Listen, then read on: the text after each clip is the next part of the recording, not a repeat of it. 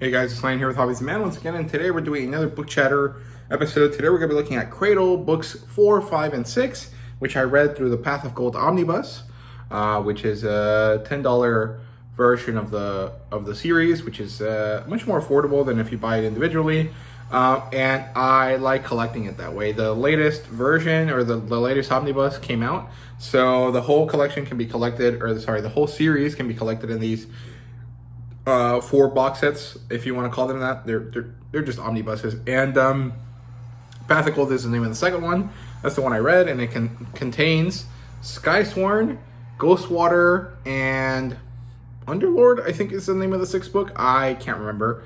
I think it is, right? But it's these 3 books that I'll show you on the screen now. And it was pretty great. I really liked the series. By the end of the 6th book, I was super invested. I had already been very invested, and I really enjoyed my time with it. But I'm very excited for what's coming up. So, of course, this is a spoiler review or spoiler discussion. So I will be talking spoilers, but, you know, I wanted to avoid that before I mentioned that it was a spoiler discussion. So we will be talking spoilers now. If you want to leave, feel free. But yeah, I want to talk about all of the things that were interesting to me across the 3 books in this sequence, right, in this section. First of all, I really enjoy this iterative kind of concept of these 3-story or 3-book arcs that Will Wight seems to have created, right? So in the first section, in the Foundation trilogy, book 1 is the introduction, book 2 is setting up the concept, book 3 finishes us at a high level, and then that's one arc, right? That's one story. That's Lyndon getting to gold, actually getting to gold by the end of it. Book 4 starts us kind of mirroring book 1 in the sense that it's a new adventure. We get the characters introduced to a new concept, to a new grouping. They go off to do things, and we also get the finalization of the previous story arc, right? So book 4 starts with Lyndon fighting against Jay Long, and then it sets up our characters for a new adventure through the process to get to Underlord so they can compete in this uncrowned tournament, which is book 7, right? And from there, book 7, 8, and 9 are going to be the like Underlord / Overlord series, and then I assume the last 3 books are about getting to the ABIDAN level, right? So I really like this. I think that this is a very nice way of setting up the stories, and it's great that the first 3 books focus on physically maturing, right? On physically getting to the strongest point possible, and then this section focuses on spiritually maturing, on getting better in your mind and in your soul and your spirit, in your whatever you want to call it. I also like that even though it is like a spiritual kind of thing, it doesn't delve into any kind of religious kind of undertones, which is really hard to do. I feel like this is a very interesting kind of concept that Will Wight managed to kind of skirt through, that I don't necessarily think would be possible in other kind of like Eastern philosophy type stories, right? Like, I mean, you can argue that, you know, manga does it all the time, but, you know, it is still kind of fundamentally like this Eastern kind of philosophy thing to it. I feel like if other writers wrote this, they might have focused on some sort of like higher kind of like vaguely Christian idea or something like that, or some sort of, you know, Buddhist kind of ideology. This doesn't really bother on any of that. It's a very kind of like individualistic, like in order for you to grow spiritually, you have to accept yourself. Which I guess is still kind of Buddhist, but like, I hope you guys understand what I'm saying there. Maybe I didn't explain it that well, but I just like that it's not some sort of, it doesn't go into like woo-woo territory, if that makes sense. It stays pretty grounded in terms of like, in order for development, you must understand yourself, which is pretty good and pretty realistic, right? So, otherwise, I think that the introduction of the larger enemies of the ABIDAN is interesting. So the ABIDAN story suddenly becomes a bit more important because we kind of start to finally understand them a bit, right? So we learn that the ABIDAN are basically god characters. They are, well, there is no singular god, but there is this society, this group of them that have godlike powers, and they're kind of more like angels, right? That's why they all have the the IEL ending to their names, right? Machiel, Sariel, Osriel. Those are, you know, kind of like Michael and Ezekiel and all of these other like Christian God characters, right? You know, angels. And we learn that they are kind of working for order. They're trying to maintain, what's it called? Order across the universe, across the multiverse. And the way that they do this is by creating regions and areas and places where people, whatever you want to call, or whatever they might be, exist and focus on some sort of thing, channeling, or, you know, development, or whatever you want to call it. And this brings structure to the universe they find themselves in. However, because the ABIDAN are, you know, angel, positive, chaos, order type gods, they're opposites. I can't remember the name of them specifically. If I do at the time of editing, I'll put it across the screen now. But these characters are like the devil characters, right? I'm not exactly sure where they come from. That's not really clear yet, but I would assume that they are people that are at the same level as the ABIDAN, but for whatever reason are angry at the way that the system works and are interested in chaos. However, their powers, their abilities only focus in regions where, or only work where there is a focus of order, right? And so they continuously attack the edges of the ABIDAN universes where it's possible for them to use their abilities and kind of disrupt the flow. And we get to see this very clearly when they attack this region, and then Suriel goes to fix it. However, something happens here, and void suddenly exists in this region, and this is a problem because the only person that could do that was OZRIEL. And we basically learned that OZRIEL is the Grim Reaper, essentially. He is the god of death, right? Basically, which is funny because that makes him the ultimate janitor. And so this kind of brings in this idea, like, I understand that the ARELIUS family in modern times, as of like when Ethan is in charge, are janitors, and they have been so for quite a long time, right? But I never understood why. Like, their ability to know where everything is seems overpowered and not useful for janitoring or for cleaning, but rather for ruling. And so I never understood why the ARELIUS family, at least the one that lives in this region of the world where Lindon is, don't use it for that. I would assume it's because this bloodline trait didn't really manifest itself that well across generations. And I also wonder how you get those, right? But we'll come back to that later. So did they become janitors because they knew that OZRIEL was ultimately a janitor god? He was the god of death. He was the one that was in charge of cleaning the universes that the ABIDAN created or decided to destroy or decided to fix or remove or whatever. He's basically able to prune universes, if that makes sense, right? In the kind of like MCU pruning timeline type kind of concept. Is that why they became these janitor people or not? I'm very confused about that, but I think it's really cool. It's really fun. I laughed a lot when I kind of realized this, right? Like, oh, Osriel's the god of death. He's the ultimate janitor. Oh, you know, Ethan is also a janitor guy, and that's funny. I thought that was cool. So I really enjoyed the ABIDAN storyline here, and the fact that it's not just like high level, you know, this is what the ABIDAN are. It's also like interesting because we learned that CRADLE is special to the ABIDAN because for whatever reason, in CRADLE, there is a higher likelihood of people ascending to the level necessary to journey on to become ABIDAN compared to basically everywhere else in the universe. And that's valuable, and that's why they call it CRADLE, because it is the cradle of their civilization or of their power or whatever. We know that OZRIEL came from there because Ethan tells us, my ancestor was OZRIEL or became OZRIEL, and he kind of left a path or left a concept necessary for us to evolve, right? And that's where Ethan comes in, and that's why he's interested. And I love that Ethan just wants to reach for the stars. I'm not sure why exactly. It's not very clear to me why he wants this, beyond the fact that, you know, everyone wants power in this world because it's cool. I'm not sure where his aspirations come from. Like, I understand Lindon's, right? Lindon wants to save his valley, save his family, save his people. And so he believes that he has to be the strongest possible so he can fight dread gods. And in order to do that, he has to be monarch or above, right? And that makes sense.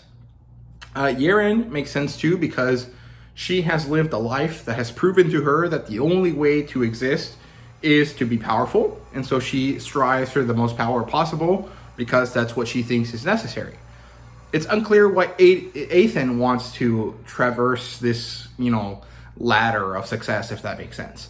I think it was kind of vaguely explained when he shared, you know, his marble with Lindon and Yeren, but I didn't find it satisfying enough. So I hope that this gets, you know, talked about more in the future.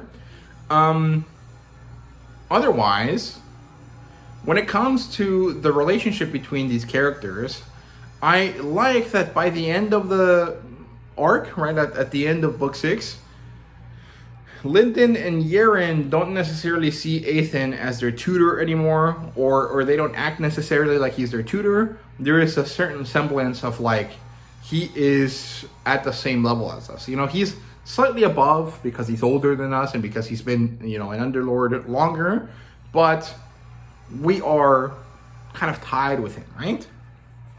And in fact, maybe you could argue that maybe they're more powerful than Ethan, at least like based on what we've seen so far. And I'm hoping that that gets proven wrong, because I would like Ethan to be super badass and powerful. So hopefully that comes out at some point, right? And so this brings us to talking more about kind of character stuff. So I'll talk about that now, right? So first of all, there's some things I didn't like about how some characters were utilized here. In terms of underdevelopment of characters, Renfei and Bairo. These characters were immensely underutilized, and I don't really understand the point of introducing them if they were just gonna exist and then die for nothing, essentially. Bairo doesn't die, but you know, you understand, he basically becomes irrelevant. And I find this underdevelopment of them to be kind of boring or bad. Let's go with bad, because the crux of 2 of the books is that Lindon and Yeren, by association, are despised by the Skysworn, and the Skysworn are represented by Renfei and Bairo. And the fact that Bairo and Renfei are underdeveloped means that I don't understand why they are hated. I understand why someone might hate Black Flame, you know, abilities, right? Like Narway hates him because he had to fight a Black Flame person and they ultimately disfigured him. It's a dangerous power. I understand why Bairo might hate Yeren, in the sense that, like, I understand why he hates the blood spawn stuff, but I don't understand why these people that are supposed to be, you know, at the highest levels possible can't look past their initial impressions of Lindon and Yeren. Like, their mantra channeling abilities have nothing to do with their personalities, right? Like, we have proven that that's not necessarily the case, you know, and these characters are not from established families. They don't have the background necessary to be considered enemies to Bairo or Renfei, beyond the fact that they have these mantra abilities. And Renfei and Bairo hating them comes off very unnecessary and illogical. And although that might not necessarily be a bad thing, in the sense that that is how some people interact in the real world, in a fantasy story, that doesn't really make sense. Everything has to have a purpose. Everything has to have a reason. And there is a narrative reason why Bairo and Renfei have to hate them. It's because it's so that Lindon and Yeren don't have an association with the Skysworn, or don't feel a need to save these people, and so that they can go off and do their own thing without worrying too much about the association they're part of.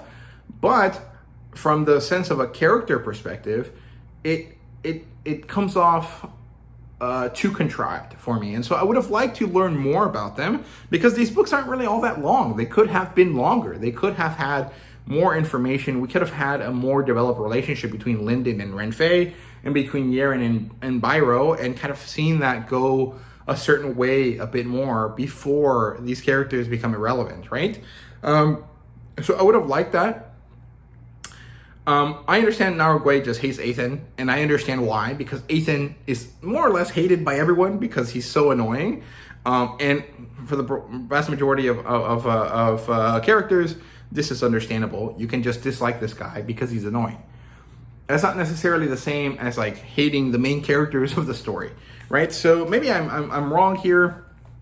It's fine if I am. I'm just saying that for my kind of interest in the story, this was the worst part of it, because their hatred didn't seem justified, if that makes sense. Because they're hating the character when they actually hate something that isn't necessarily them, right? So I thought that was kind of interesting. In terms of other underdeveloped characters, Zeel is really interesting. I really like him. I think he's cool. He reminds me of Loki. And he is very similar to a lot of other characters that we've been introduced to before, who kind of just does something, has a cool impression, and then just disappears. And I understand that he's going to come back later. I understand that people like this character beyond these books. So I'm not necessarily worried about him being underdeveloped, but I would have liked to see him interact with Lyndon a bit more while they were trapped in Ghostwater, because it seemed really odd that they were in the same room for like, a month, and they did nothing except interact twice, right? Like, that's kind of odd. And it seems like this character is important, so hopefully he shows up more, right? Otherwise, there's only one other character that I really have issues with, and that's Mercy, because she gets introduced late in the game, right? In book 4. And so that means that she has to join our group, become part of our group, and then have similar levels of payoff to her revelation compared to Lyndon and Yeren. And I think that is ultimately achieved, but the timetable feels so improperly paced. She basically is irrelevant in terms of like her character development for the first 2 books in this segment, right? 4 and 5. And then suddenly in book 6, she just has a shit ton of development, all of the development that Lyndon and Yeren had in the previous 6 books. She basically has it in 1.5, right? And I understand that, Will Wight doesn't really have the chance to do the same 6-book arc that for Mercy that he did for Lyndon and Yeren, but I could have liked it to be a little bit more than that, right? It would have been much nicer if it was a full 3-book arc instead of like a 1.5 arc that he kind of ended up with, right? And mostly the issue here is that she clearly is important and meaningful to our characters by the end of the 6th book, but it just feels so quick. It's like Lyndon and Yeren took, 3 books to like each other properly, and then suddenly they just accept Mercy out of nowhere because it's beneficial to them. That makes them seem lesser than they really are.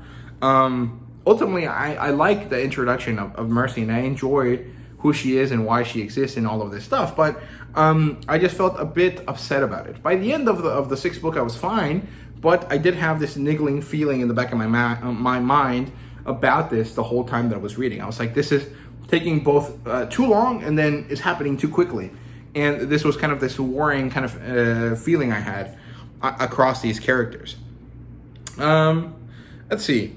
Otherwise, in terms of characters, I really love that Lyndon is like villain coded. He has this scowl. He has this demonic power. But then ends up being insanely nice and polite. And I always find that really funny. I think it's a great running gag. I love, particularly, I think it's book 5, the beginning of book 5, when Lyndon shows up to that town where the guy with the blood spawn is. And the guy is initially really scared. And then he's like, oh shit, this guy's just a loser because he's so nice. He's probably weak. And then Lyndon ends up beating the shit out of him. And I think killing him just because he's so powerful, even if he doesn't realize it, right? So I thought that was really funny. I always laugh when Will Wight reminds us that Lyndon looks evil. and scary. And then you kind of hear his inner dialogue, and he's like, "Oh, I'm sorry," you know, like he's kind of like this bumbling kind of guy. And I find that juxtaposition, that juxtaposition, that kind of funny flip-flopping between his inner self and his physical appearance to be really funny and really enjoyable. So I like that. But yeah, he's huge and scowly. He has these evil dark powers, and then he's a huge cheater, right? And I like that he's a cheater. I think it makes sense for him logically as a character. It makes sense for him because he has this like honor above all else motto from his family, and his family is like subservient to this like kitsune character, right? A trickster god. So it makes sense that they would have this kind of like tendency to cheat, and I like that, and I think it's fun, it's interesting, it's enjoyable. And I really find that the escalation of power being very satisfying this time. So previously, in the previous book chatter, I complained about the fact that I don't like that every time that Lindon advances, it feels less and less special. And that is still true. I feel like every advancement that he has feels pretty, you know, more or less irrelevant. Like there really isn't too much of a difference until you look at book 6. He evolves to Underlord. He has to have this inner, deep, personal reality assessed, right? He has to assess his reality, his reason for existence. And then he finally realizes, oh shit, I'm like the strongest person here, except for like 5 or 6 people above me. That's crazy, right? Like I really like when he evolved to Underlord, but I still think that there was a like the gravity of the situation isn't really reflected properly.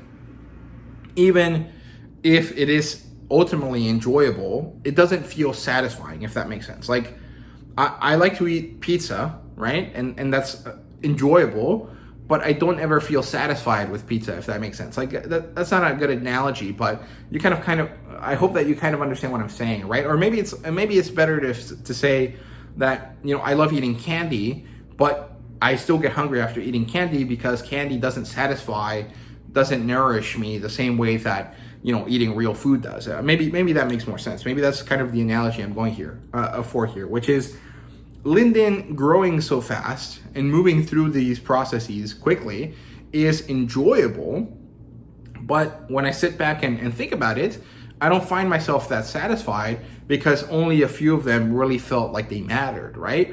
However, the transition to Underlord is immensely satisfying in and of itself, like by itself. It's great because it really is the next step in power, right? Like I find that really cool. And the process that it takes to get there, that reality, that, you know, thing where you have to realize who you are is very cool and interesting. However, I didn't really understand some of the concepts of it. Like, how is it that finding out your personal truth assert you into the world? I don't understand that. I also find some oddities in the power systems. So everyone can channel Madra. Depending on what type of Madra you channel, you have different powers. That makes total sense. But what are bloodline abilities? How do you get them? Why do some people have them and why do some not? Right? Like, is a bloodline ability something that a monarch has to have and then choose to pass on? Is that why Lindon's family doesn't have one? Because I feel like Lindon's family should have one. If they've been practicing a single path for generations, there is something about them that should change to reflect that, right? And so they should all have this ability, right? Why does Ethan have the ARELIUS ability, but Cassius doesn't, right? And I think that has to do with like direct connection to OZRIEL. But did OZRIEL have the ability? Like, was he born with it? Was he special in some way? Or was it that when he made it to Monarch, before he turned into an ABIDAN, he kind of imbued, he forced this ability into his soul, into his DNA, and then when he had children, he passed it on. Like, how does the ability work? Like, that's what I want to know, because it's very similar to Kekka Genkai in Naruto, right? And my understanding is that in Naruto, it functions that like, it's like a mutation that then gets purified and coveted by people, and so they continue to like basically selectively breed it themselves to maintain it, right? Like the Hyugas and the Uchihas have these abilities because they are directly tied to the original alien people that showed up, right? And they made sure to keep these abilities by breeding selectively, right? Or how certain jutsu are passed down from family to family, but technically anyone could learn them, right? Or like Naruto's like healing ability that comes from being an Uzumaki. He has an accelerated healing rate compared to other people because he has like larger chakra reserves. But that's not like a bloodline ability. That's like just a genetic quirk of his family, right? So like, what are the bloodline abilities in Cradle and how are they like given, right? Like, basically, why does Lindon not have one, even though it should make sense for his family to have one if they've been a single clan that only interacts with 2 other clans that have been continuously practicing the same thing over and over and over again for basically ever, right? However long it's been that the Sacred Valley has been the way it is, right? And so that's always kind of odd to me. I don't really understand it. But I think that's it in terms of like the story, right? There are 2 other things that I wanted to talk about. One of them was the trailer, the animated trailer for the series. I thought that shit was wonderful. It was so phenomenal. I loved it. The first time I watched it, I teared up a little bit at the ending where, you know, we get to hear OZRIEL talk about, you know, there are a million paths in this world, but they can all be boiled down to one. Improve yourself, right? And then as she sees, or as she tells Lindon that he will go on this journey, but he can't do it alone. He'll be joined by people, and we get to see them walk into the sunrise. I find that so beautiful. And the first time I saw it, I kind of teared up a bit because it was so amazing and so cool and wonderful. And it was so great to see a series that I really like realize like the next step in its, you know, success, right? If that makes sense. Like the series is successful and good, but if you want it to be an international like phenomenon, you have to have some sort of television related concept, right? And because of the way that the series exists, it would not make sense to make a live action show. But an animated show in this time period when animation is so much more well liked and well versed and well kind of appreciated by everyone is perfect. And the fact that the series is like an anime, like it has the same kind of plot beats and progression and kind of vibe as a manga, helps it immensely, right? And so I hope that, you know, the trailer and the animatic help push for broader success. It helps push this great series to more and more people because more people, you know, should get a chance to read this. And the best way to ensure that is by making it as popular as possible so that more people feel the need to try it out, right? So I just wanted to talk about the trailer really quickly. It's wonderful. I loved it so much. I also wanted to talk about BROKU. He's another YouTuber. I followed him because I liked his videos on Black Clover. He doesn't really do too many of them anymore, I don't think. But he recently did a video about the Cradle animation. The animation helped him kind of decide to talk about the series more than he had before, right? I think he had read the series before the animated trailer came out, but he decided to use the fact that the trailer was out now to bring attention to the series. And so this is basically what I'm talking about. This is helping us, fans of the series, expand our series' reach beyond, right? And I like that Will Wight is the guy that's, you know, leading the charge for this. It's not some, you know, asshole guy in the middle of nowhere that decided that he wanted to make money off of this series. It's the own creator hoping to bring success to a series, to make it wider, to have it reach wider audiences. And I just want to highlight BROKU's video because I thought it was great. I thought it was fun. It was really nice. It helped kind of bring attention to Cradle for the manga community, which I think is the community that should be targeted, right? And I think Will knows this as well, which is why he has done a few different little skits and stuff to talk about that, right? Like I saw a recent skit of his where he he basically just recommends One Piece 4 times in a row, and I think that that's a funny way to do it because, you know, people are going to find out his series, or they're going to find his video. They're going to see that he likes One Piece. They're going to see that he wrote books. They're going to see that they're kind of like Dragon Ball, and they might want to read them that way. And BROKU, you know, a channel that is mostly dedicated to manga and anime, talking about the series is helpful, right? And hopefully my channel helps in that as well, but I don't have the reach that Broku does or anyone else does, but hopefully it helps, right? So yeah, that's all I have to say for this book chatter. There might be some other things that I come up with, but I'll just talk about them next time. So yeah, thank you guys very much for watching. I hope you guys enjoyed. I will start reading Cradle probably next month again, so I'll have a review for book 7. And if I get lucky, I'll probably get to book 9 by the end of the year, and hopefully finish book 12 by summer next year. So yeah, thank you guys very much for watching. I hope you guys enjoyed, and see you guys next time.